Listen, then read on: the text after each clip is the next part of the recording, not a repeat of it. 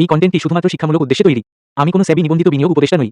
এখানে শেয়ার করা তথ্য শুধুমাত্র ব্যক্তিগত মতামত এবং শিক্ষামূলক বিশ্লেষণ। এটি কোনো ধরনের বিনিয়োগ পরামর্শ নয়। স্টক মার্কেটে বিনিয়োগ ঝুঁকিপূর্ণ, তাই বিনিয়োগের আগে নিজের গবেষণা করুন এবং প্রয়োজনে একজন যোগ্য আর্থিক উপদেষ্টার সাথে পরামর্শ করুন। নমস্কার বন্ধুরা, মার্কেট প্লেস বাংলায় আপনাকে আবারও একবার স্বাগত জানাই। আপনার ফাইন্যান্সিয়াল ফ্রিডমের লক্ষ্যে আমি রয়েছি আপনাদের সঙ্গে প্রণব। আমাদের ভারতবর্ষের বেশিরভাগ মানুষের মধ্যে ফাইন্যান্সিয়াল লিটারেসি নেই। তার কারণ আমাদের শিক্ষা ব্যবস্থার মধ্যে ফাইন্যান্সিয়াল সংক্রান্ত কোনো শিক্ষা দেওয়া হয় না। আমি বলছি সাধারণ শিক্ষা লাইনের কথা। যারা ফাইন্যান্সিয়াল ইনস্ট্রুমেন্টের ওপরে উচ্চশিক্ষা নিচ্ছেন তারা নিচ্ছেন, কিন্তু আমাদের মাধ্যমিক স্তর, উচ্চ মাধ্যমিক স্তর কিংবা গ্র্যাজুয়েশন স্তরে ডিগ্রি কোর্সে কোনো ফাইন্যান্সিয়াল সংক্রান্ত বিষয়ের কোনো কিছুই নেই আমাদের সিলেবাসে, যার ফলে আমাদের ইন্ডিয়ার মানুষেরা ফাইন্যান্সিয়াল ইনস্ট্রুমেন্টের ব্যাপারে একেবারেই অজ্ঞ বললে চলে। একটা উদাহরণ দিলে আপনারা বুঝতে পারবেন।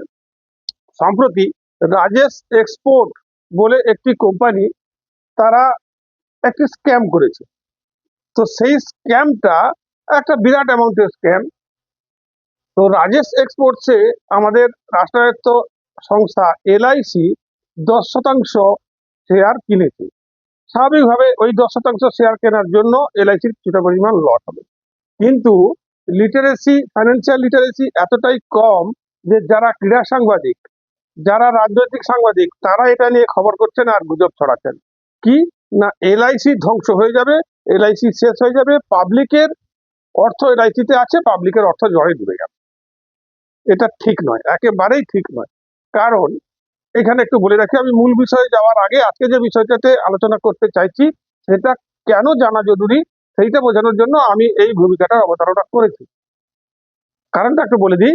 এলআইসি রাজেশ এক্সপোর্টসের 10% শেয়ার কিনেছে, অর্থাৎ রাজেশ এক্সপোর্ট যদি 50% লস করে, 50% তার শেয়ার ভ্যালু যদি কমে যায়, তাহলে তার 10%-এর 50% এলআইসির জন্য লস হবে। কিন্তু এলআইসি যে পরিমাণ ইনভেস্টমেন্ট করেছে, তার টোটাল ইনভেস্টমেন্ট শুধু রাজেশ এক্সপোর্টস নয়, আরো অন্যান্য যে 100 কিংবা 150 তার যে টোটাল পোর্টফোলিও আছে, তার মাত্র 0.001% হচ্ছে রাজেশ এক্সপোর্টসের শেয়ার আছে। তো শেয়ার বাজারে প্রত্যেকটি মানুষ এবং প্রত্যেক ইনভেস্টর, প্রত্যেক যারা ইনস্টিটিউশনাল ইনভেস্টর, যেমন ধরুন এলআইসি, বিভিন্ন মিউচুয়াল ফান্ডগুলো, ব্যাংকগুলো, এরা সকলেই তো শেয়ার বাজারে নিবেশ করছেন। তাদের পোর্টফোলিওটাকে তারা এমনভাবে সাজান যাতে প্রত্যেকটা শেয়ারের অ্যালোকেশন অত্যন্ত ক্ষুদ্র শতাংশ থাকে।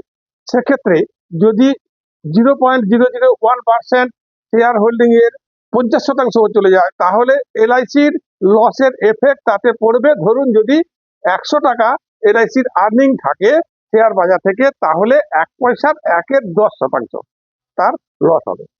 এটা তো, এবং এটা স্বাভাবিক ব্যাপার, শেয়ার বাজারে এটা চলতেই থাকে, লাভ লোকসান চলতে থাকে। সেই জন্যই শেয়ার অ্যালোকেশন করে লাভ লোকসানটাকে ব্যালেন্স করে লাভের মুখে থাকার জন্য এটা করা হয়। এলআইসির এতে কিচ্ছু হবে না।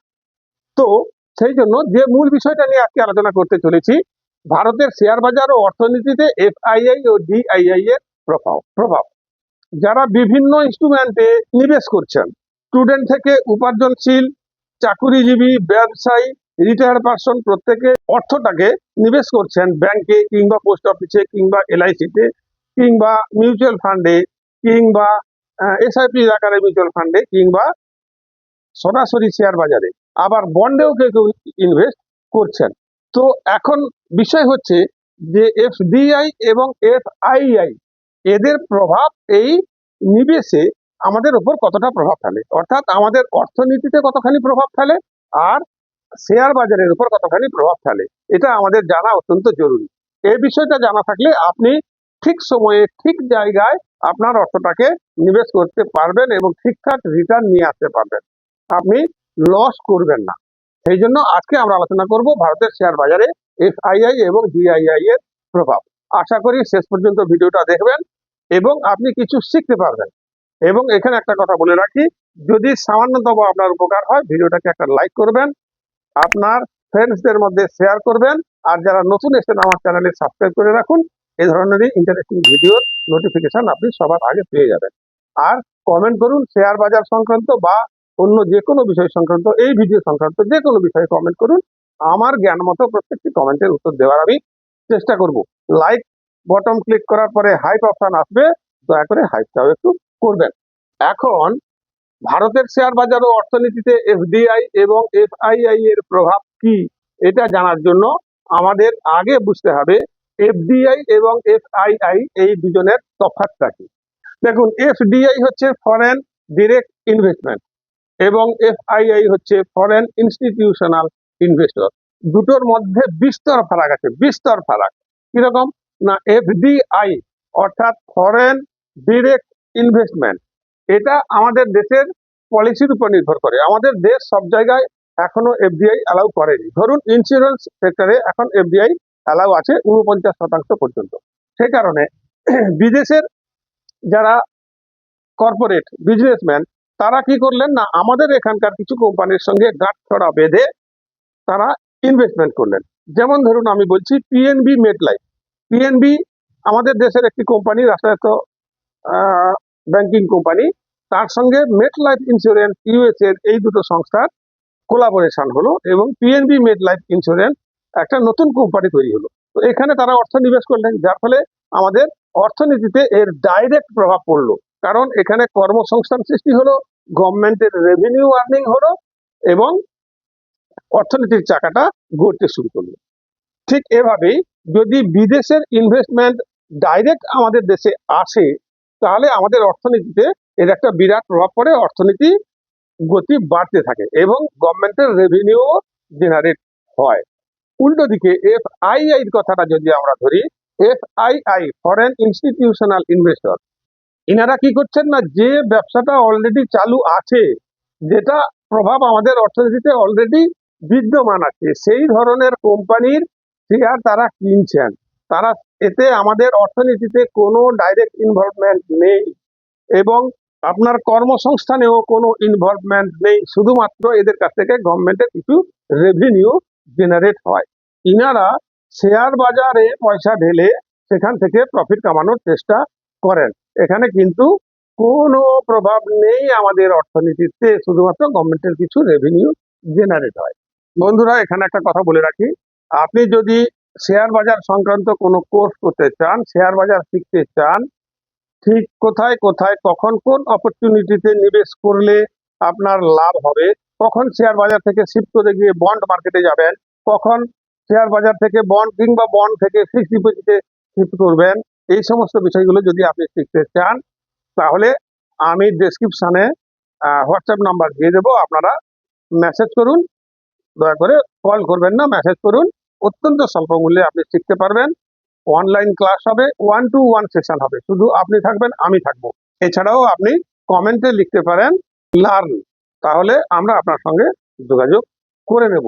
এখানে আরো একটা কথা বলে রাখি, আমার একটা টেলিগ্রাম চ্যানেল আছে, সেখানে শেয়ার বাজার সংক্রান্ত প্রত্যেক দিনের ডেইলি বেসিসে সাপোর্ট, রেসিস্ট্যান্স ইত্যাদি আমি দিয়ে থাকি এবং শেয়ার বাজারের বিভিন্ন আপডেট ওখানে শেয়ার করি। চাইলে ওখানে জুড়ে থাকতে পারেন, ফ্রি অফ কস্ট, কোনো পয়সা আপনাকে দিতে হবে না। আরো একটা ঘোষণা এখানে করে দিই, আপনার যদি ডিমেট অ্যাকাউন্ট না থাকে কিংবা থেকেও যদি থাকে, তাহলে আপনি নিজেকে সুইচ করুন অ্যাঞ্জেল ব্রোকিং কিংবা অ্যালাইস ব্লুতে।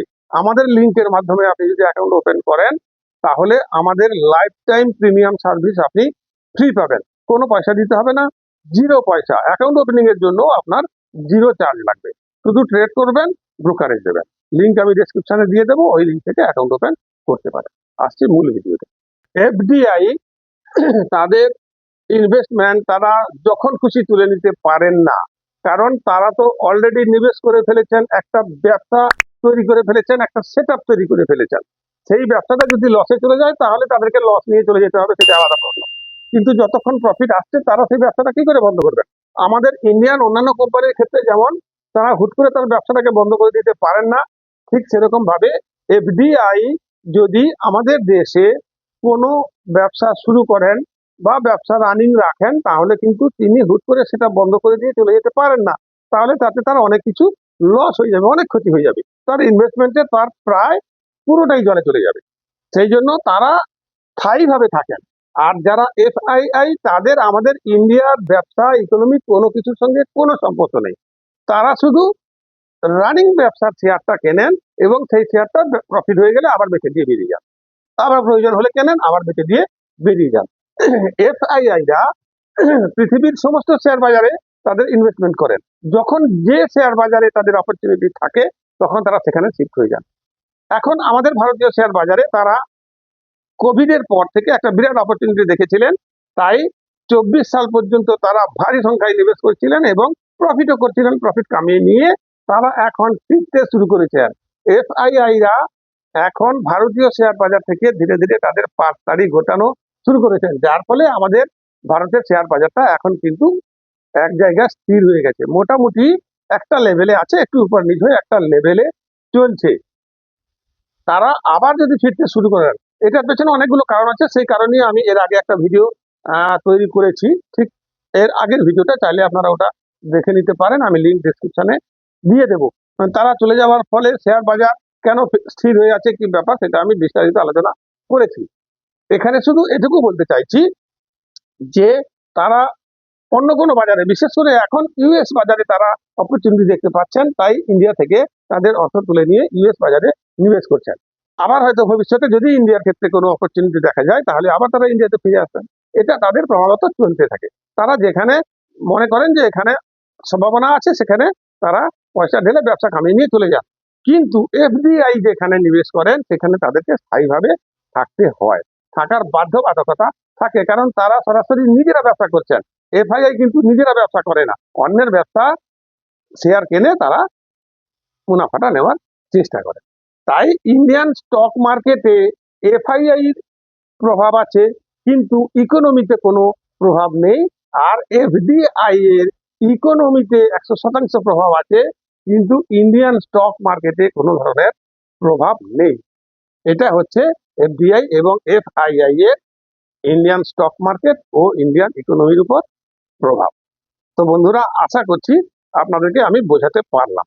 আবার বলবো, যদি ভিডিওটা ভালো লেগে থাকে একটা like, share, subscribe, comment, hi. আজকের ভিডিওটা এখানে শেষ করছি। ভালো থাকবেন। নমস্কার।